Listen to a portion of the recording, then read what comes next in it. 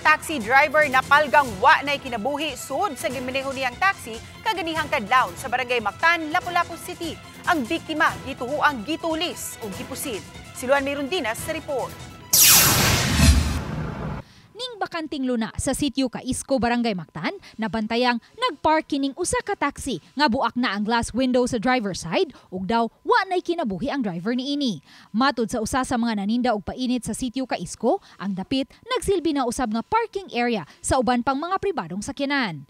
Alas 5 kaganihang kadlawon dihang nagsugod siya og display sa iya mga paninda apan wa siya makamatikod nga patay na diha ang driver sulod sa taxi kay wa siya nabantayang kasikas kay distansya man ang iyang pwesto. Pagduol lang mo di may kaibang buak. Kay katong mga nakabantay gina na katong mga estudyante ba naghatod gan silang mga anak katubad ng eskwelahan niya. Mo ni nakabantay nga nag-andar ko niya mura ang driver atog. Ano ko nang lospad. Amo to ni ingon nga tanawa mura magpatay na. Diha na sila ko anak ko ni dugo. Sa kuha sa CCTV sa usa sa mga tindahan haduol sa dapit na hitabuan, makita nga 1:22 kaganihang kadlawon. Niaginod sa dapit ang maong taxi ug naghazard pa kini daplin sa karsada sulod sa 8 minutos sa wala pa muliko ug nipwesto paingon sa bakanting luna. Pagka alas 5 ganihang kadlawon, naalarma na nga may patay nga taxi driver sa dapit. Sa pagsusi sa mga sakop sa scene of the crime operative sa taxi, nasuta nga may duha ka samad pinusilan ang biktima. Ang entry point sa unang bala gikan sa gawas sa taxi nga miigo sa sa biktima. Samtang ang ikaduhang samad sa biktima nakita sa iyang dughan ug gidulit ang pagkapusil. Initial theory sa soko na to is nasa gawas gyud ang gunman.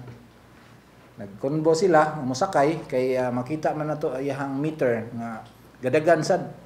Nabot nag 500 ang iyang meter, meaning before siya gipusil, iya patong na down ang iyang meter kay musakay ining possible ang suspect. Pero instead nga musakay, mo na to, gipusil na siguro siya. Nasuta usab sa kapulisan nga nahanaw na ang cellphone ug kinitaan sa pagpamasada sa biktima. May dashcam unta ang taxi, apan gikatahong nahanaw usab ang memory niini nga gituhuang gida sa suspitsado.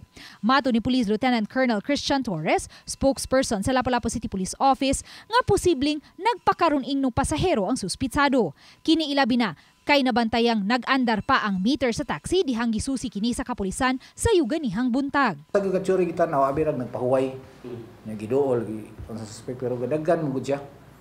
Nya ang iyang pagka-parking dili sad siya ingon nga mopahuway kay kanang mga orasa tigpahuway man sa taxi driver.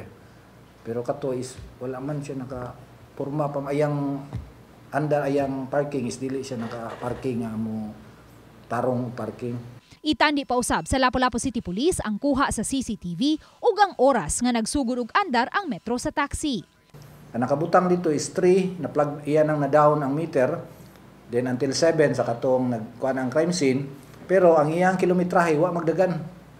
Walay kuan dito nga pila naka kilometers yung gidagan. Meaning igo ra dito niya nagi-plug down, gipusil na siya. Meaning nagi conversation nga musakay siya. Tanawon plagi na og kuan ba ang orasan sa iyang meter o sa kanang CCTV o sa actual. Kaya sa iyang kaning nakuha lagi is alas 3 kapin ang sugod ng patak. Di na sad siya ka patak o katong naigo na siya. Giila ang biktima nga si Johnny Bordas, 47 anyos, taga Barangay Bangkal.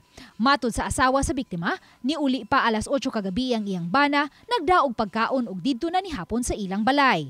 Nakamata na lang siya pagkakadlawon nga nibiya na ang iyang bana kay namasada matud sa iyang anak. Ako lang sa nakakita ba untang storya ba bisag makakuan ba sila, maka-witness ba sila. Di man gyud na mahitabong away nakakita. Nga man gyud na. Dugang sa asawa sa biktima, dili usab batasan sa iyang bana nga mo park sa mga dapit nga ngitngit. Gani adto kinisagad mo park haduol sa barangay hall o sa hayag nga dapit kun bati una og duka samtang namasada. Anong makita siya sa kuan ba pero kat dili man na safe aminon ako na ay gid nagkuan niya nga na gida siya diha unsa kaha. Sa mga kutlo ning balita, may gisubay na karon ang Lapu-Lapu City Police nga person of interest base sa pamahayag sa usa sa mga nakasaksi nga matud pa may lalaking nidagan paingon sa katunggan human sa pagpamusil. Uban ni Marlon Melgazo ug Rod Prado, Luan Merondina, Balitang Bisda.